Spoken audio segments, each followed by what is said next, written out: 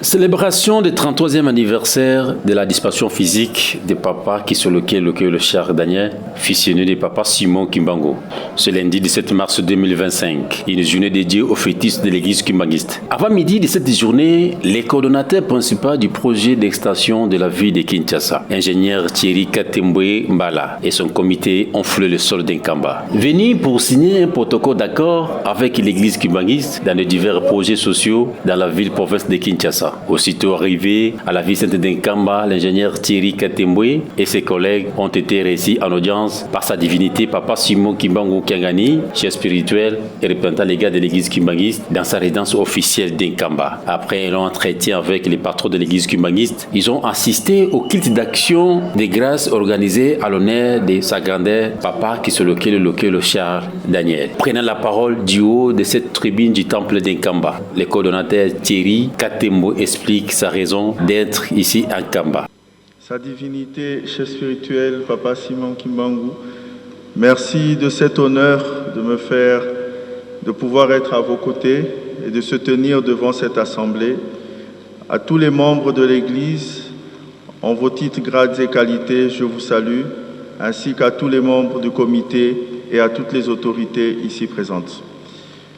Cet honneur d'être ici présent aujourd'hui est un honneur multiple. Non seulement je me retrouve à la cité sainte d'Nkamba, mais à côté de sa divinité, pour pouvoir passer un message en cette date, encore multiple, de 17 mars, en honneur des 33 ans du décès ainsi que de la fête des flûtistes.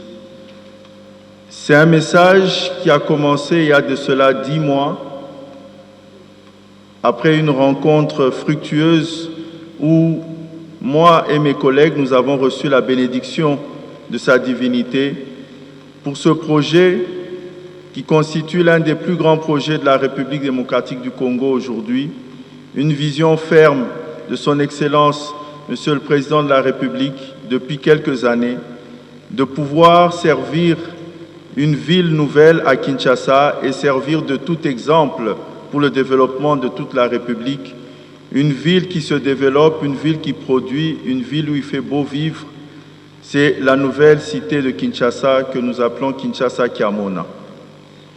Ce projet, sa divinité a été parmi les premières autorités à qui nous l'avons présenté et nous avait donné sa bénédiction sur la réussite, alors que c'est un des plus grands défis de pouvoir réussir ce type de projet. Aujourd'hui, nous arrivons quasi au démarrage de ce projet. C'est ainsi que nous revenons à la source pour consolider une promesse que nous l'avons faite suite à sa demande du fait que sur l'actuel site de l'église kimbanguiste à Kinshasa, ça devenait petit à l'étroit par rapport aux ambitions d'une si grande église. C'est ainsi que nous avons pris la primeur d'informer à sa divinité que notre comité, après le travail technique et la préparation du démarrage effectif du projet, a réservé un site de 30 hectares sur la commune de Maluku, dans notre nouvelle ville, afin que tous les projets kimbanguistes puissent être développés là-bas, projets scolaires, d'éducation, de santé, ainsi que des projets de logement.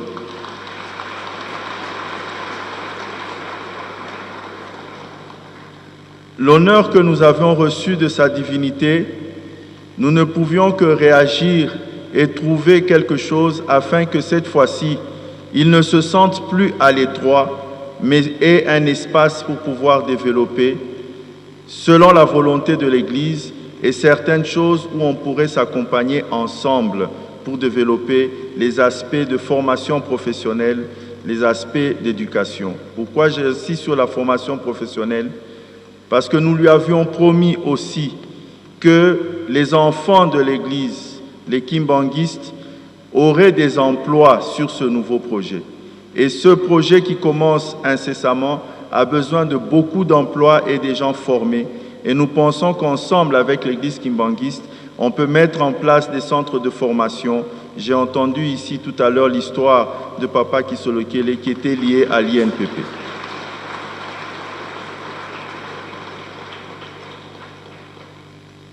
Ainsi, je suis venu avec toute mon équipe aujourd'hui pour rendre hommage et avoir l'honneur de prendre de bénédictions supplémentaires, car le plus dur commence maintenant. Nous voulions justement, dans ce qui commence dans l'immédiat, demander à tous les membres de l'Église, sous l'autorisation de Papa Simon, c'est qu'on veut proposer que dans le démarrage de la cité industrielle, nous en avons discuté encore tout à l'heure avec mes collègues, que l'Église puisse se prendre en charge en partenariat avec nous ou avec d'autres structures financières pour mettre en place des unités de production, des usines qui pourront être une source de financement pour les orphelins, pour les veuves, pour les blessés de guerre, ainsi que toute l'Église en elle-même.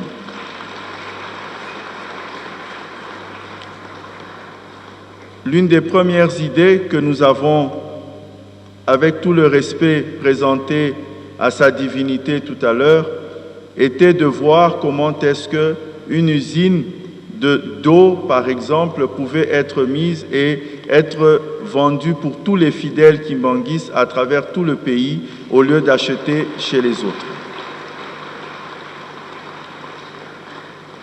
Ainsi, nous remercions le cabinet, ainsi que Maître Montana et toute l'équipe juridique et technique de la coordination, pour avoir continué à travailler à la préparation d'un protocole d'accord qui va pouvoir nous unir afin de matérialiser ce projet très rapidement et sera signé dans la foulée, dans la suite de cette visite qui restera sûrement à jamais gravée dans les mémoires de chacun d'entre nous.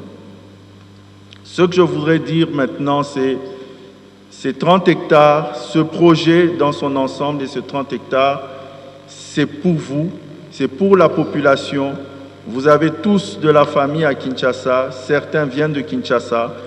Ça sera une occasion de rendre l'Église encore plus grande du niveau où elle est, afin qu'ensemble, on puisse bâtir ce pays, cette ville et faire grandir l'Église kimbanguiste. Tout ce que je peux dire ici, c'est merci. Je ne peux m'exprimer sur l'honneur et la joie que je reçois en ce jour d'avoir cette occasion d'être ici sur ce pupitre afin de pouvoir exprimer les mots de ce projet.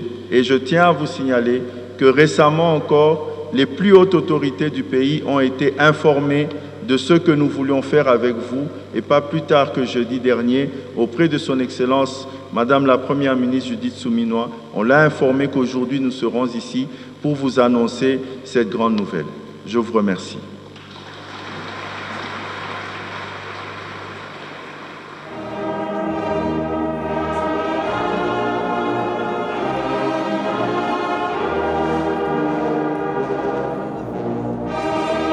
À la sortie du temple, les coordonnateurs et sa suite sont allés s'incliner au Kilongo de Papa Simon Kimbangu, le fondateur de l'église kimbanguiste, située dans la colline Sainte d'Inkamba, Nouvelle-Jérusalem, les berceaux du kimbanguisme. Après les Kilongo, il y a eu les dernières salutations du chef spirituel avec cette délégation à la tribune d'honneur. Avant de recevoir les honneurs par l'unité d'honneur, sa divinité Papa Simon Kimbangu Kengani a salué cette délégation l'un après l'autre.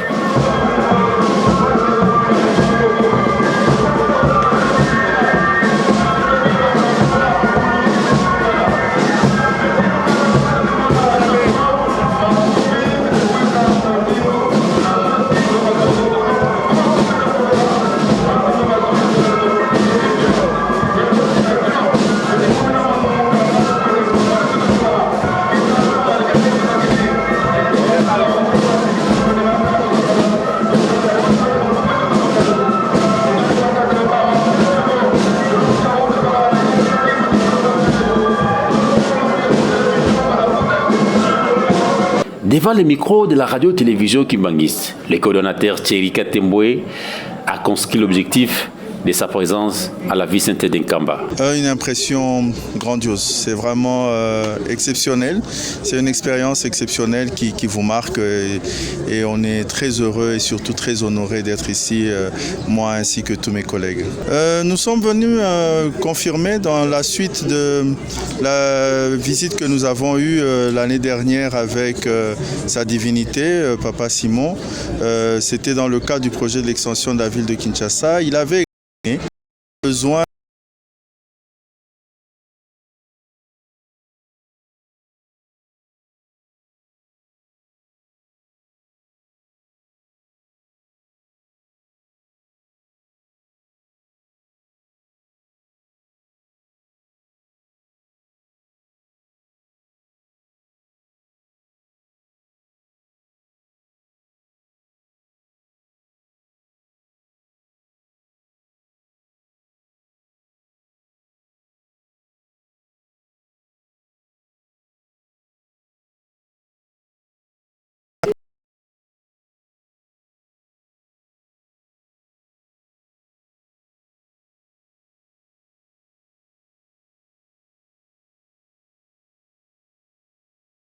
Nous devons nous